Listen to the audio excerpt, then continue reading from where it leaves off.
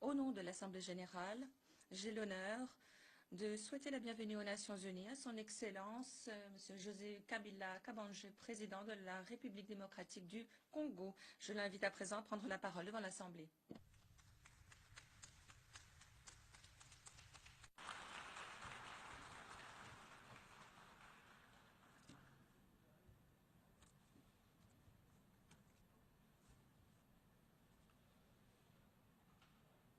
Monsieur le Président de la 72e session ordinaire de l'Assemblée générale des Nations unies,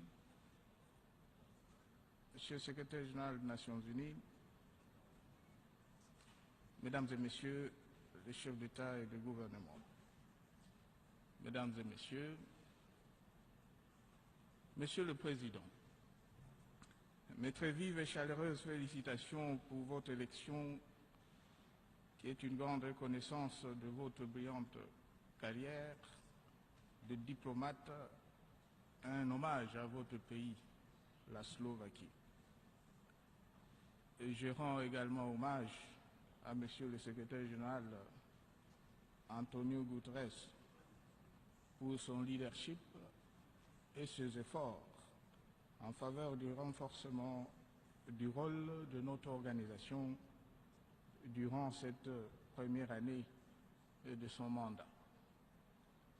Le thème de la présente session, priorité à l'être humain, paix et vie décente pour tous sur une planète préservée, répond aux préoccupations du moment dans la plupart des États membres de notre organisation.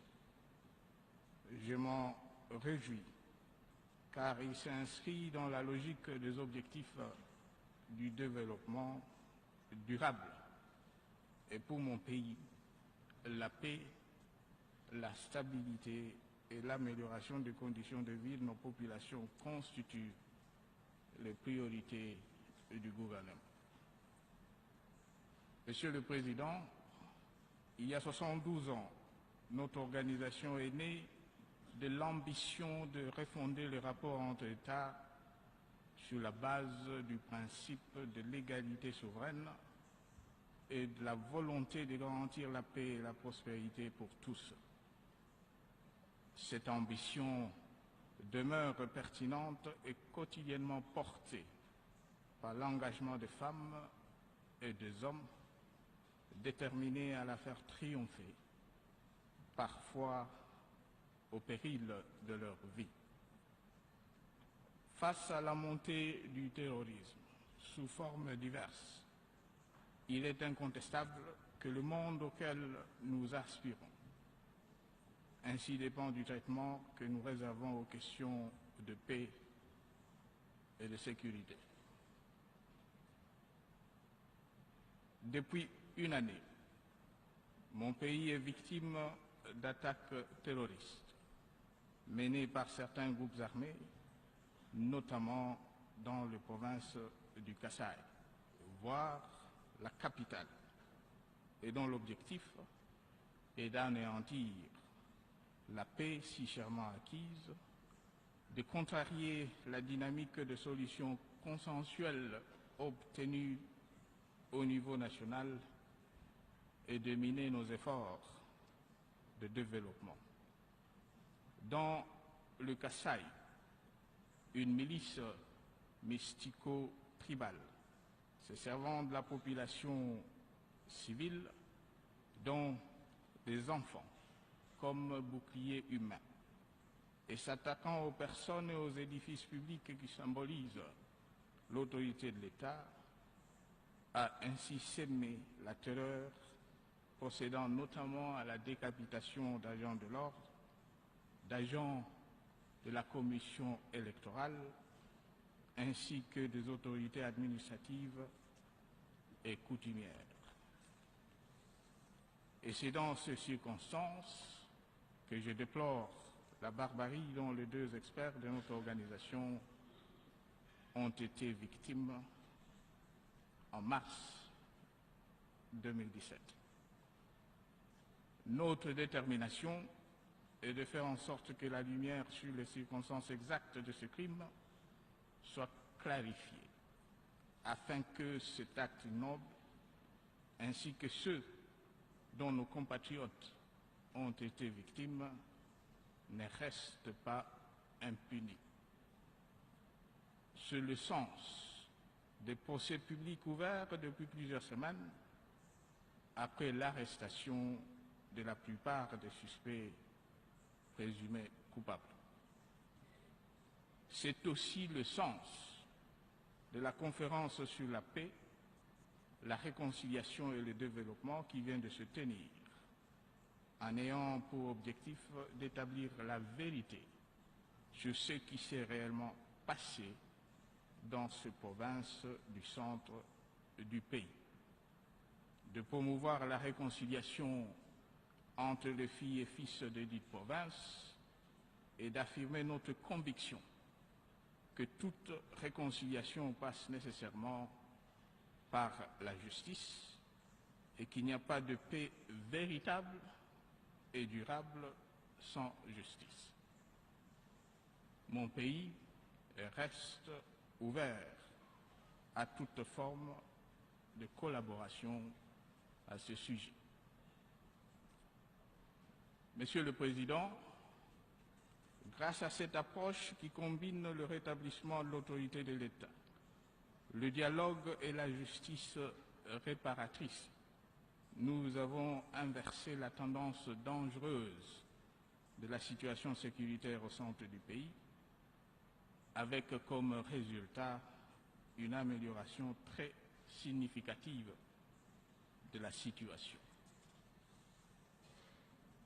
Dans la partie orientale du pays, les efforts méritoires fournis par les forces nationales de défense et de sécurité ont permis, quant à eux, de contenir les attaques terroristes du groupe ADF qui endeuille quotidiennement nos populations. Nous sommes convaincus que l'initiative de coopération sous-régionale entre mon pays, le Soudan du Sud et la République centrafricaine permettra tout autant d'endiguer la menace terroriste et les rats. Il faut considérer notre participation à cette dynamique comme la preuve de notre détermination dans le combat mené par la coalition contre cette menace. S'agissant de la lutte contre les violences sexuelles, je me félicite de progrès remarquables manifestes enregistrés par la justice qui a prononcé des centaines de décisions de condamnation pour viol, n'épargnant aucun auteur de ce crime en vertu de sa position sociale ou dans la hiérarchie militaire, preuve de la fin de l'impunité dans ce domaine.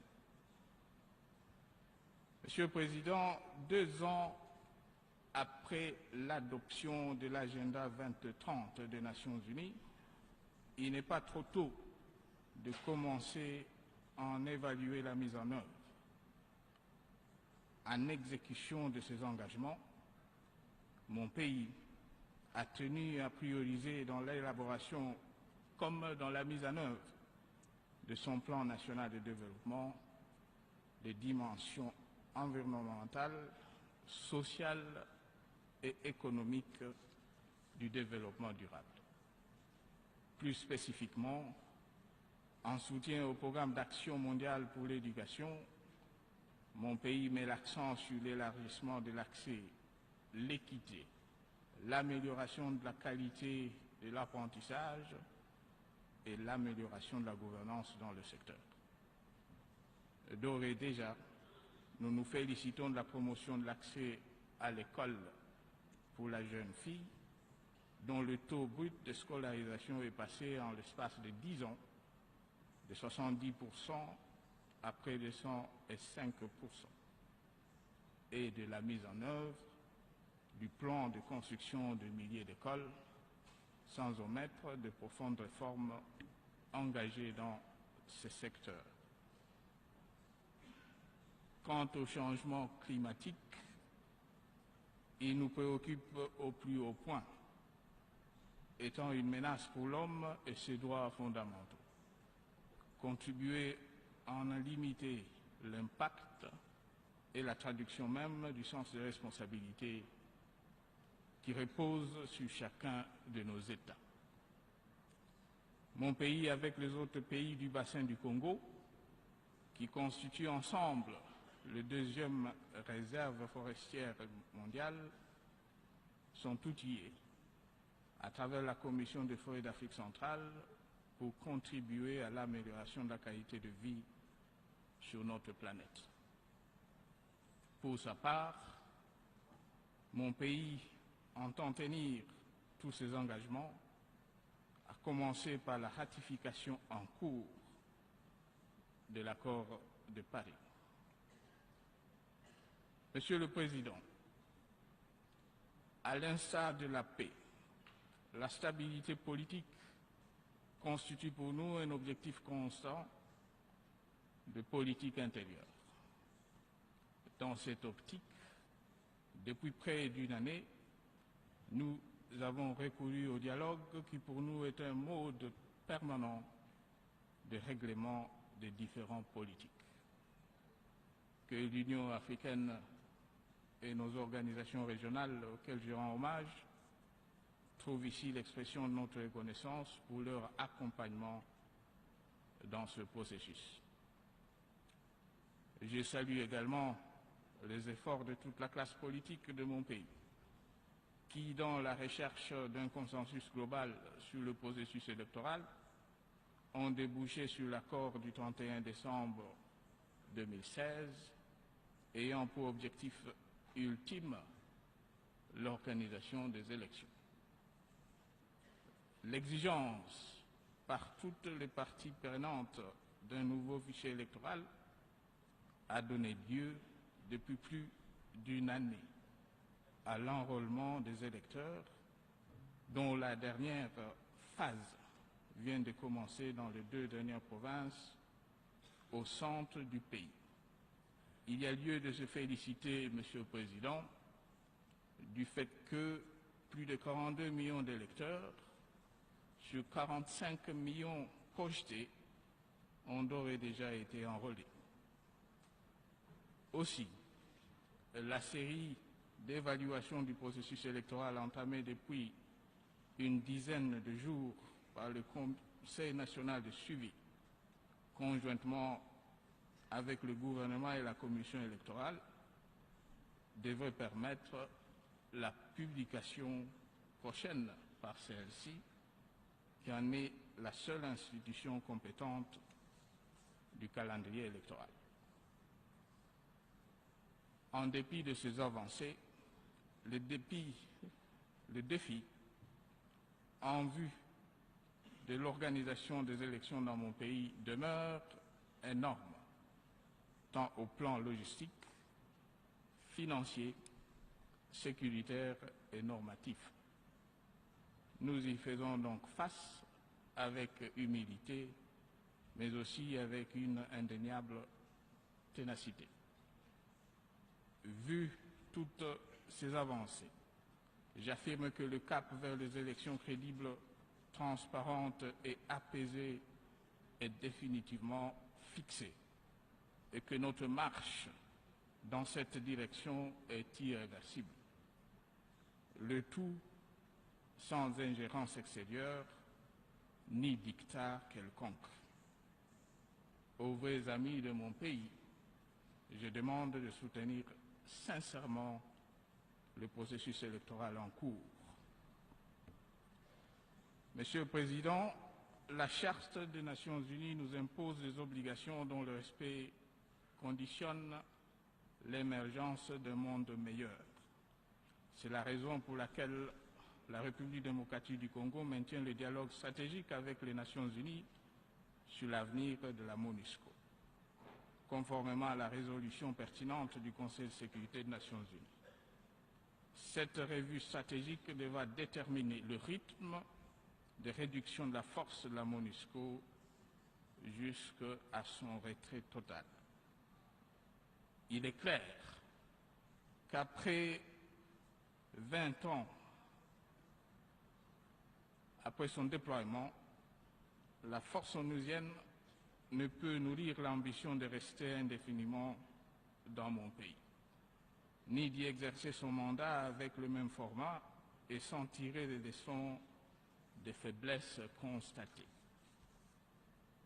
Ce qui nous importe et qui devait être important aux yeux de tous,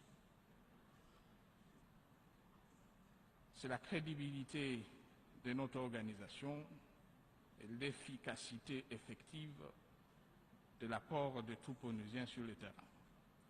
Voilà pourquoi, depuis plusieurs années, nous exigeons le redimensionnement de la force de la MONUSCO au regard de missions devenues dynamiques et la réorientation des moyens ainsi dégagés vers la satisfaction de nos besoins de développement.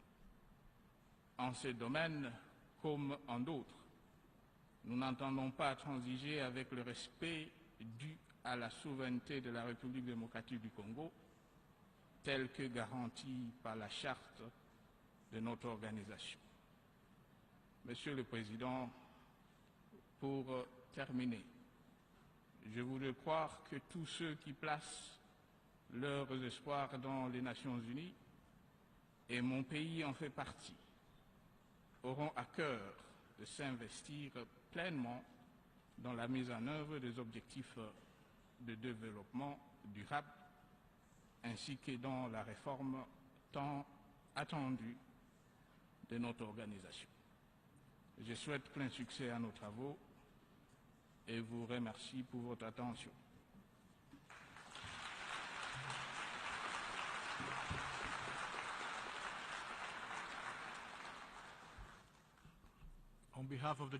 Au nom de l'Assemblée générale, je tiens à remercier le président de la République démocratique du Congo pour l'allocution qu'il vient de prononcer. Je demande aux représentants de bien vouloir rester assis pendant que nous prenons congé du chef de l'État.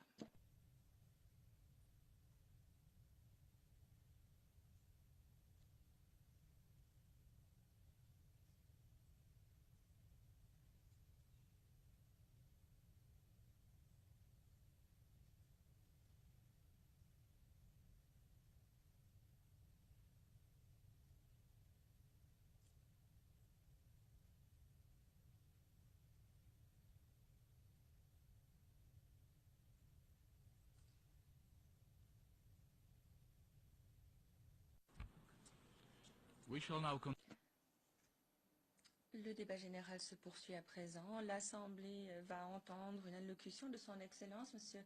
Taban Dangai, premier vice-président du Soudan du Sud. Je demande au protocole de bien vouloir accompagner son Excellence.